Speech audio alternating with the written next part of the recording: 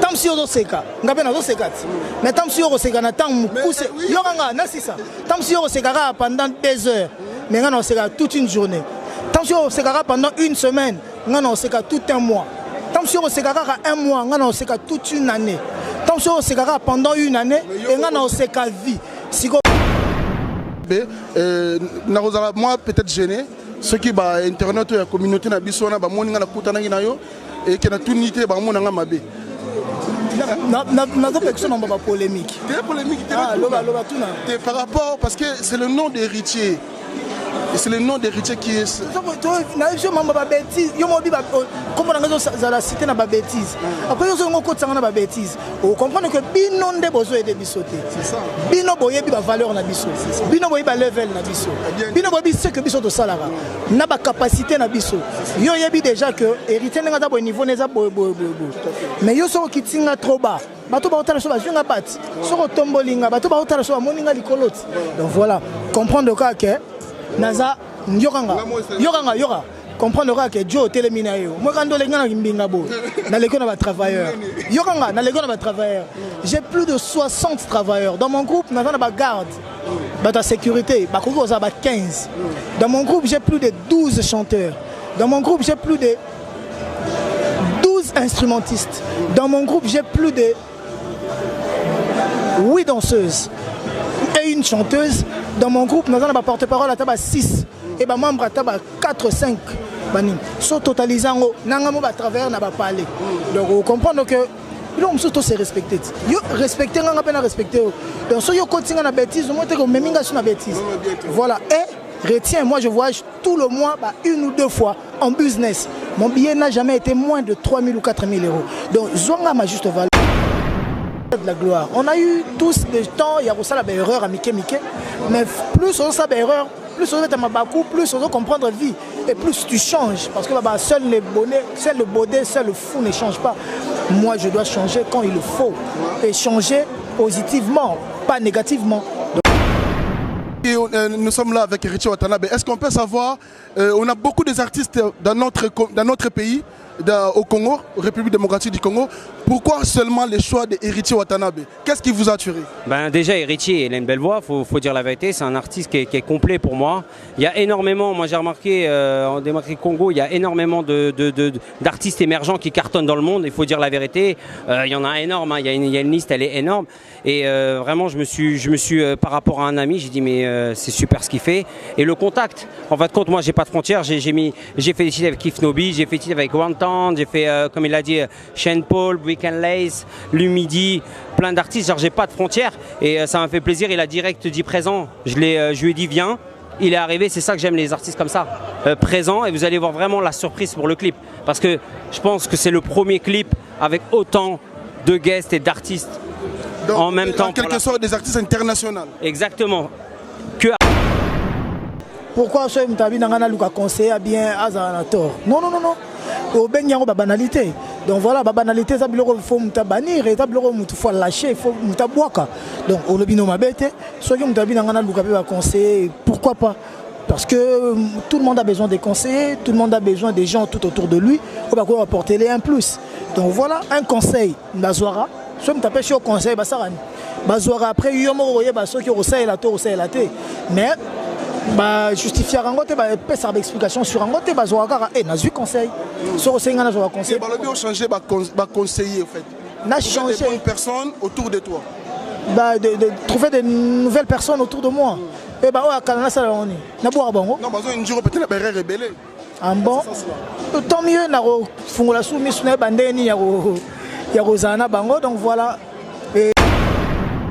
Pour la chlore, Héritier Watanabe, oyembanze momoko lion allié berger sort nanga mouton et gozalanini. Partir au niveau de l'ingango malgré ce bango et ça y lion allié berger sort nanga mouton et gozalanini. Souci na salioni nyokomota funanga nzoto nyonso tu. Busula bolingo ezala pina ba destination bolingo nanga. On dirait ça cimetière. Donc on a fait comprendre que nganzi eta mobesu. Ba tumbinga. Bongo yon zeta ko kauka. Yango ngana ba ke na yebi ke loba biso elo moko lelo mwana na yo na ndako soko zo éduquer nenga za kotambola soko au l'accès ko finga le biso ka finga vous allez tonner mais aujourd'hui je vais pas s'il te plaît au bout de ce là maman benga ki on ba banalité est-ce que vous appelez na posanga no to kota suna kata ba banalité yo ozaka mutamayele tala cadre tala level et denga. Héritier Watanabe, puisque vous êtes un monsieur sage, un monsieur intelligent, intègre, mais vous êtes un artiste talentueux, mais Héritier Watanabe est l'artiste aussi congolais. Comme on les a beaucoup plus salis dans la banalité sur Internet, sur patati patata dans ta propre communauté. Qu'est-ce qu'il faut faire pour soigner ton image? Est-ce que Bandeko Bazolo il faut changer, chercher des vraies personnes, des vrais conseillers? Est-ce qu'ils ont peut-être raison ou tort? Abonnez-vous! Abonnez-vous! Abonnez-vous! Abonnez-vous! Abonnez-vous sur votre chaîne YouTube Congo Puissance. Congo Puissance. Il ne faut pas oublier, abonnez-vous sur votre chaîne YouTube Congo Puissance. Congo Puissance. Oh ma bataille. Avec Kelly Katenda, ma pata. Avec Kelly Katenda, ma pata. Oh ma bataille. Nzela Zulu. Abonnez-vous sur votre chaîne YouTube Congo Puissance TV. Faya, Congo Puissance TV. Abonnez-vous.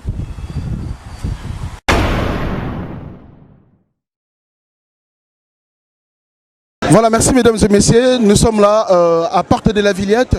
Nous sommes venus accompagner l'artiste Héritier Watanabe. Héritier Watanabe, au Sangana, beaucoup des artistes, mais nous allons beaucoup plus de précisions par Héritier Watanabe qui a été invité parmi les musiciens choisis. Il est là avec nous, Héritier Watanabe, monsieur l'ambassadeur, bonjour. Déjà avant de commencer, je vous présente les DJ Mogreen. Voilà. C'est parmi les plus grands DJ du monde. C'est lui qui a composé la chanson, c'est lui qui a fait le son.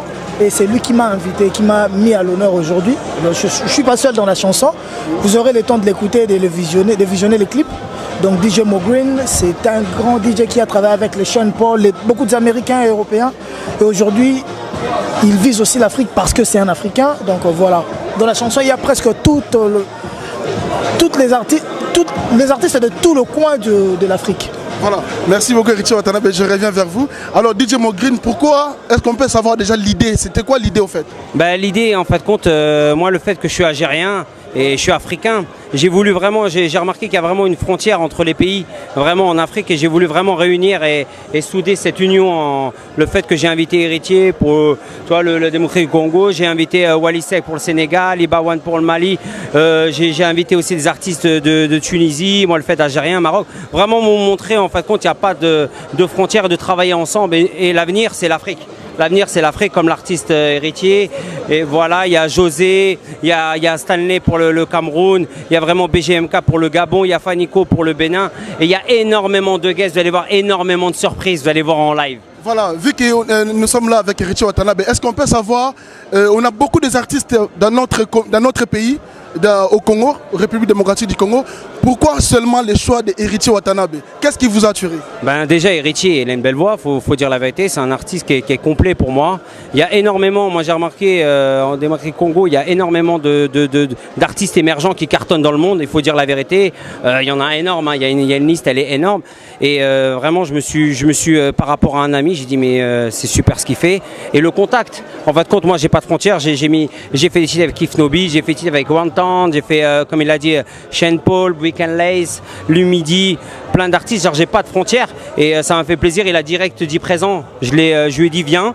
Il est arrivé. C'est ça que j'aime les artistes comme ça, présents. Et vous allez voir vraiment la surprise pour le clip, parce que je pense que c'est le premier clip avec autant de guests et d'artistes. En même temps, en quelque sorte des artistes internationaux. Exactement, que africains. Exactement, que africains. Franco-africains, africains. Là, c'est vraiment pour toucher vraiment l'Afrique et mettre de la lumière en Afrique et essayer de pousser à la nouvelle génération un espoir que c'est possible de faire, que c'est possible ce qu'il fait Héritier au pays, ce qu'il fait ici, c'est possible de le faire, de rajouter de la lumière, que lui me rajoute de la lumière. Et je pense que cette fusion va faire en sorte de au-delà des frontières. Exactement, que au-delà sa musique, la musique congolaise, la musique ivoirienne partout, n'a pas de frontières et c'est le but, voilà. Voilà, merci beaucoup DJ, merci. Mon frère, on est là. Voilà, merci. Alors, Héritier Watanabe, je reviens vers vous. Tout cela parce que maintenant, est-ce que je peux comprendre, tant on poni au Congo, quelles sont tes impressions d'être choisi parmi tous les artistes africains internationaux, comme DJ a précisé? Moi, j'ai glorifié juste l'Éternel parce que c'est lui le maître de temps et des circonstances. C'est lui qui fait à ce que tout se passe comme ça. Donc, ceux qui n'ont pas mais après, bon, et ça peut-être voir dans ce pays ici, DJ Mogreen. Parce que na Congo, je pense que je crois qu'il y a un Congo. Donc moi je suis heureux pour ça. Et au moment que na chapeau mon a terminé casquette mon a paye minao. Mon a un trop chapeau trop zarapona. Et ça pona makambo yo donc au moment paye minao yango yo paye minao donc futanga siko donc paye moi maintenant. Donc futanga maintenant donc au moment que nzembo yango est rassemblé ba sponsor et tout donc au moins MTV tout parce que c'était un grand projet et ça par rapport à Nzembongo African Proud et ça pour la Coupe d'Afrique pour la Cannes donc pour sensibiliser tout que le foot la Cannes c'est donc tant que on a pour la Cameroun Cannes à Cameroun après délocaliser et comme il y a Égypte après il y a Égypte on va comme ça qui est fondé on a des donc voilà soit tu as le drapeau nango wana bachango na nini au moins que baché drapeau Afrique voilà si tu peux nous aider à le prendre tu peux filmer même pas télé on a donc voilà au moins que c'est pas congolais c'est pour l'Afrique donc voilà et ça qui honneur pour nous.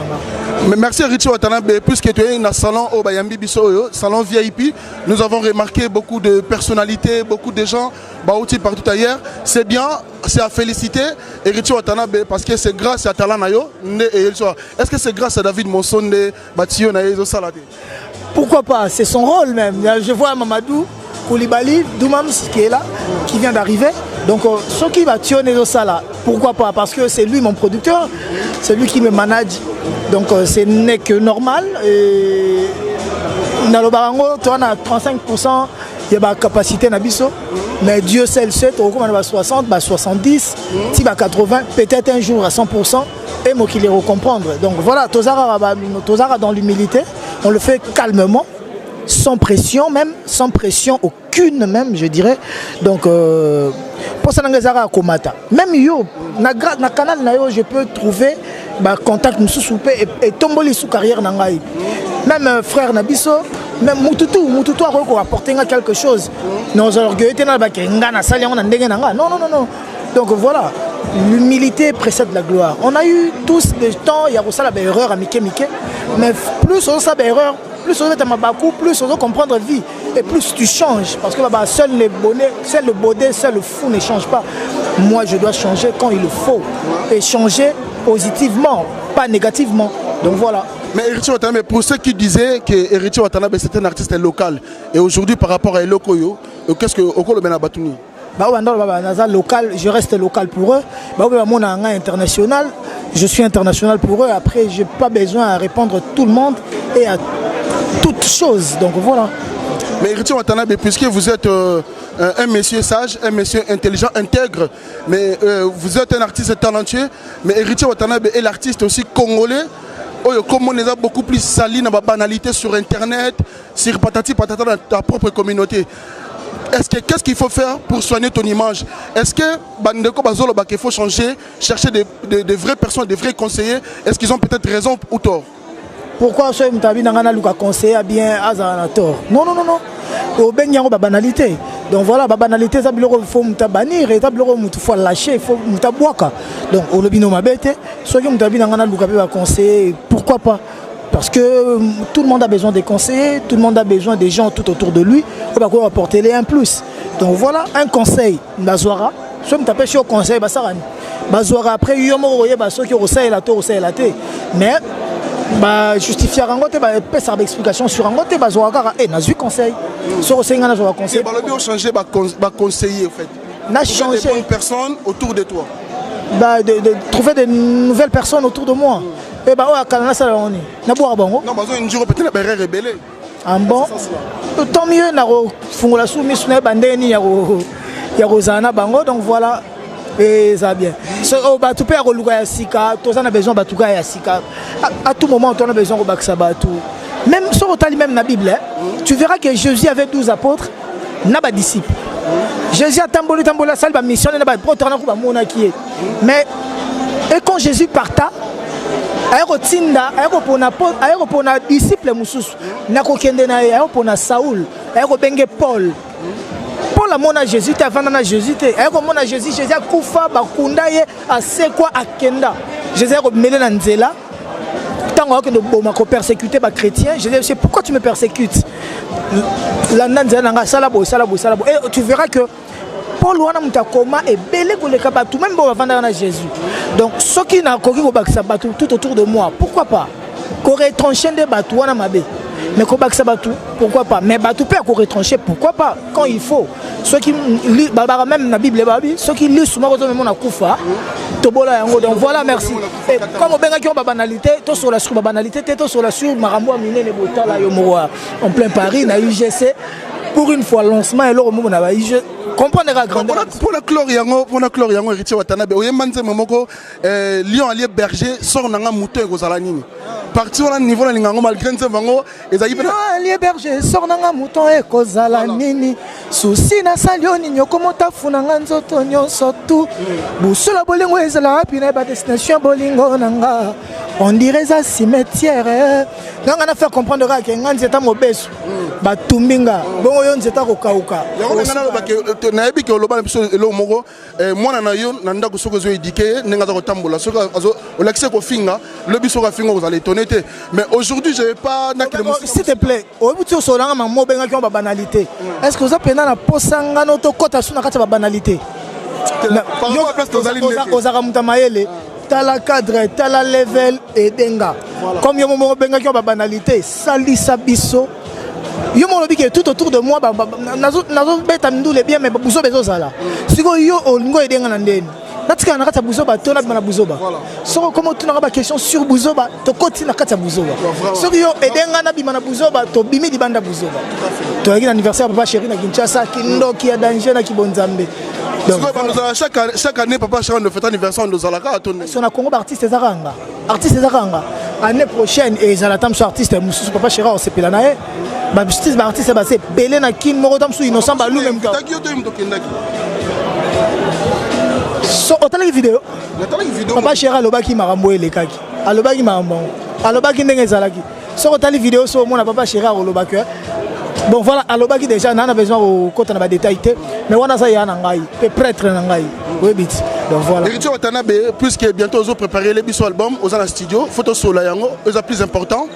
Quels sont le lancement dans pays alors? Par rapport il y a album il y a Liboso, Obimisla Biso Retirada. C'est vrai que l'album est marché très bien, mais album il y a mis balé mi ange mi démon aux olingo bimsa. Quelles sont les précautions au yomo rotali kete tout rona mi mango boete, tout rona mi romera boete, tout rona lukata ba porter parole to bata bo ba la promotion par rapport à mon album. Nazana yo déjà nazana baninga no mususu na yebi ke boroti kangate, vous serez là pour moi. J'ai eu à faire mon premier album, j'apprenais. Aujourd'hui, je fais mon second album, j'apprends pas, je confirme. Donc j'étais une révélation avec mon premier album. Aujourd'hui, je serai une confirmation avec mon second album. Donc je ne peux pas crier haut et fort, mais j'aimerais que mes œuvres parlent à ma place, comme dit Cheta. Donc donnez-moi le temps de finir mon album.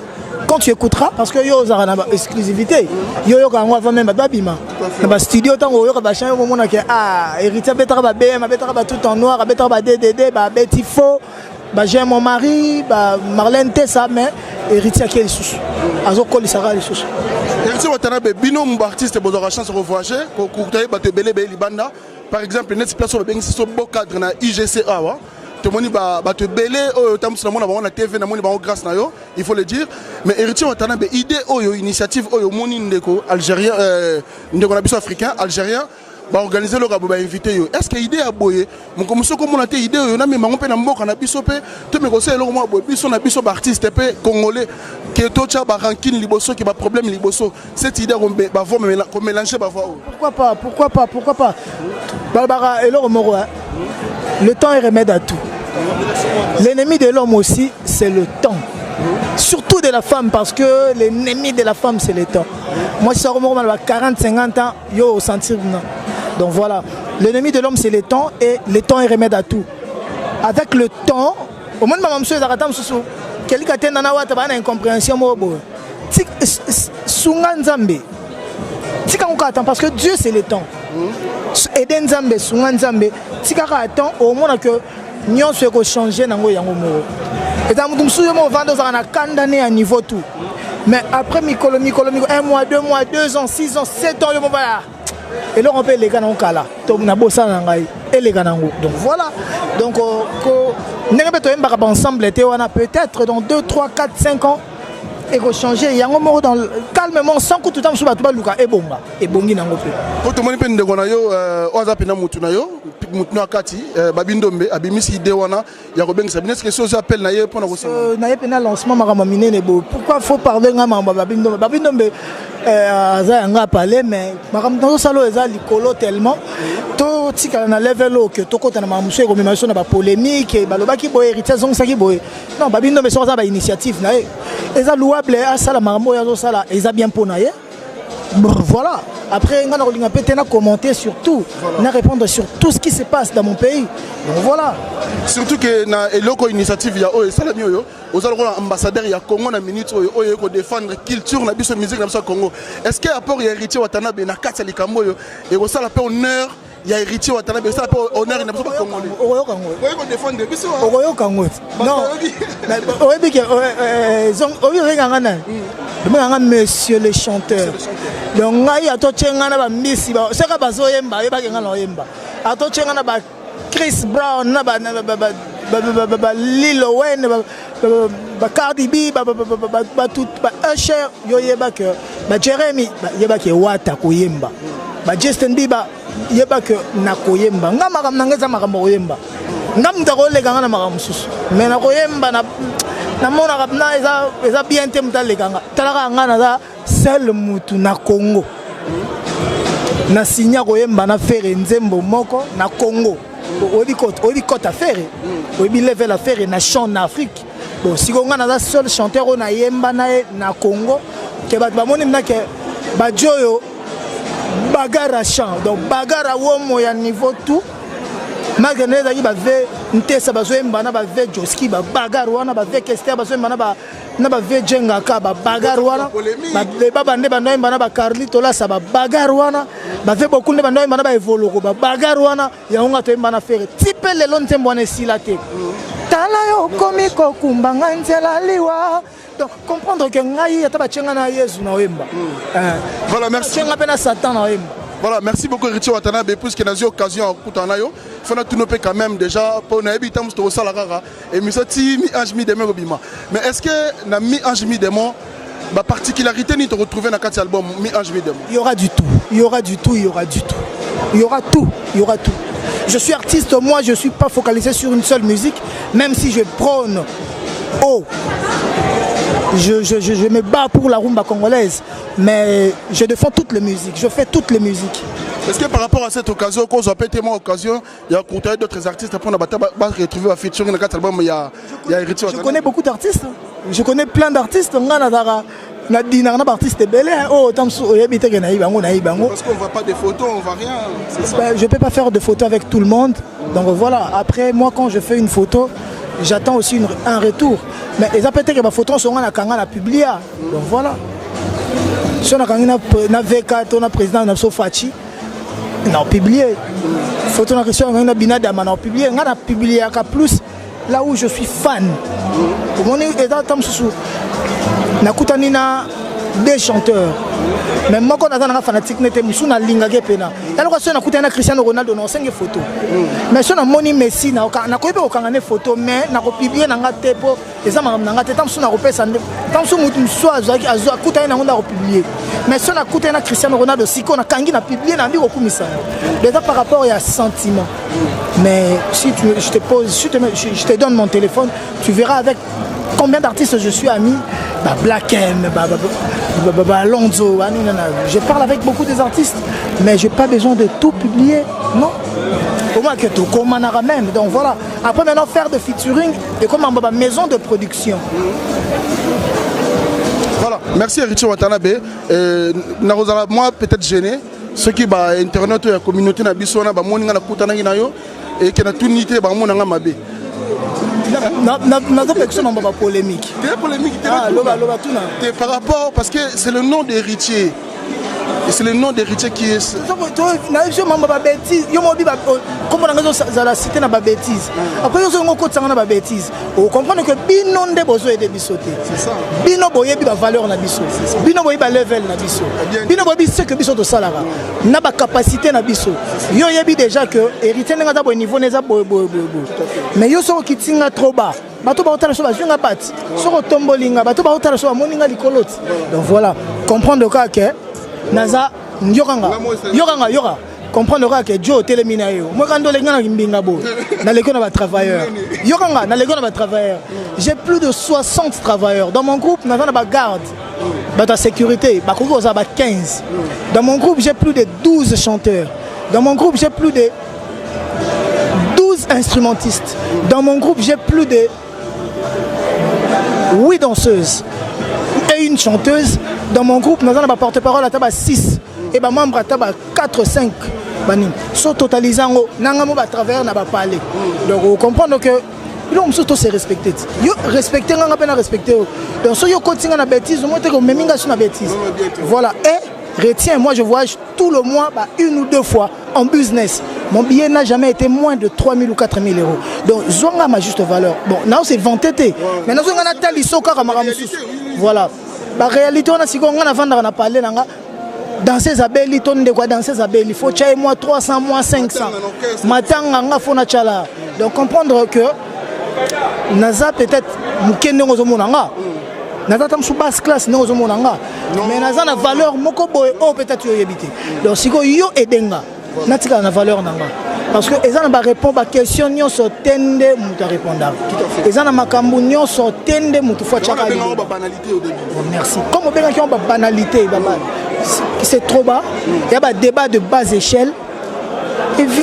Épargne-moi de ça. Voilà. Non, merci beaucoup. Non, je m'excuse, Héritier Watanabe. Voilà. Et après. Au moins de tout ça, tant si on seka, mais tant si on seka, tant pousse, tant si on seka pendant 2 heures, mais on seka toute une journée. Tant si on seka pendant 1 semaine, on seka tout un mois. Tant si on seka 1 mois, on seka toute une année.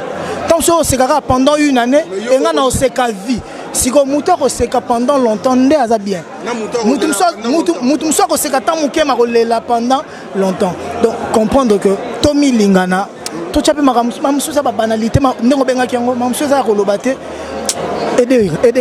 voilà, en trois on a aidé parce que la préparation album nanga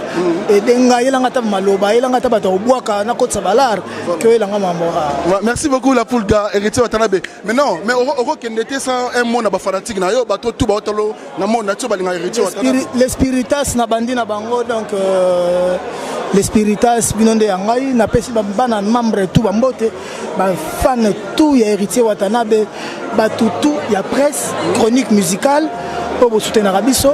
Il y a internet, il y a télévision normale. Donc voilà.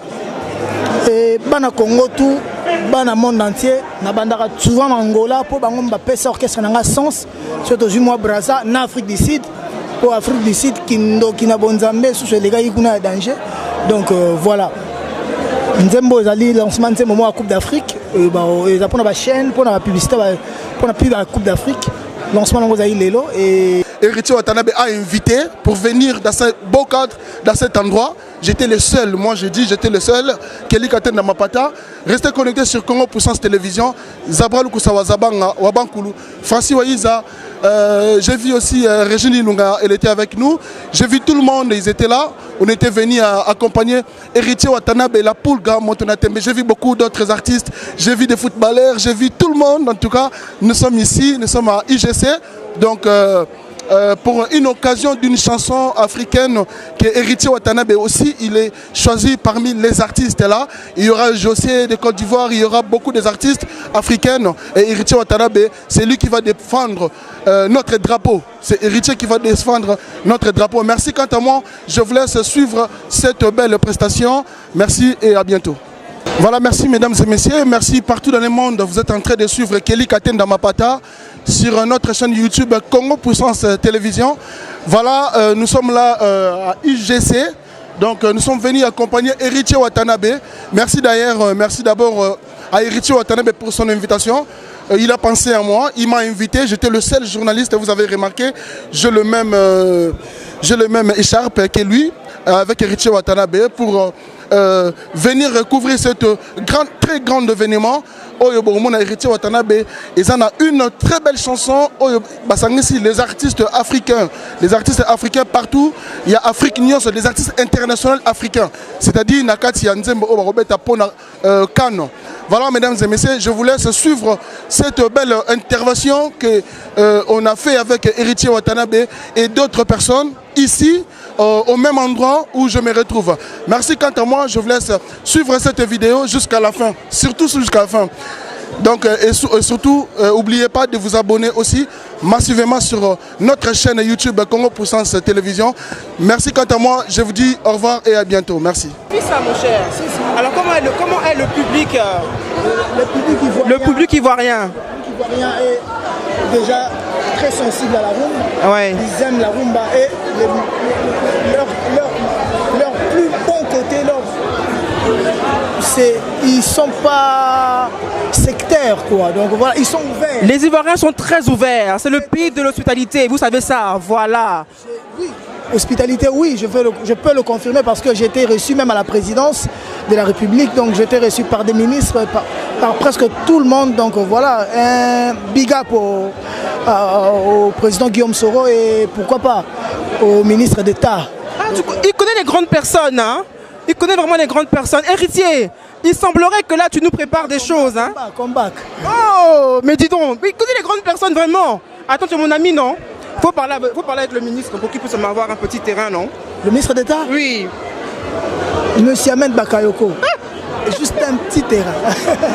Ok, Héritier. La Miss Niki de Bassam. Miss Niki de Bassam te demande ton actualité là. Apparemment, tu pars bientôt quelque part là. Ouais, je me prépare pour les États-Unis aussi. Pour les États-Unis? Voilà, je me prépare pour les États-Unis parce que j'ai des clips à faire là-bas. Et je ferai le Canada, je ferai l'Angleterre. Donc je ferai des chansons. Chaque chanson, je le ferai dans une ville choisie, quoi. Donc, ouais. Voilà. Okay. Je ne vais pas trop tourner à Paris parce que on a tellement tourné à Paris. Mais on aime te voir à Paris, papa. Si, c'est chez moi. Ah oui. C'est ma. Tu es parisien. Je suis congolais, mais parisien. Voilà. Et je suis aussi d'Abidjan. Hein, parce que oui. Là-bas, ils m'ont adopté. Donc, Mon chéri, je me rappelle de ton concert au Palais de la Culture, non? Non, c'était quelque chose. Oui, c'est sur iTunes même. Ah oui. C'est déjà sur iTunes et je crois qu'après le 21, ça sera déjà sur YouTube. Il y a le Palais de Congrès qui est déjà en ligne sur YouTube. D'accord. Voilà. Et je ne me lasserai pas de dire merci aux Ivoiriens. Merci vraiment, vous avez un grand cœur. En tout cas, on t'a adopté. On a adopté la rumba intelligente de Héritier Watanabe, qui est là ce soir, ici même à Paris, dans le 10e arrondissement. Voilà, pour le lancement de DJ Mo Green et son nouveau concept African Touch. Proud, pardon. Voilà. Ok, merci. C'était Miss Niki de Bassam, n'est-ce pas?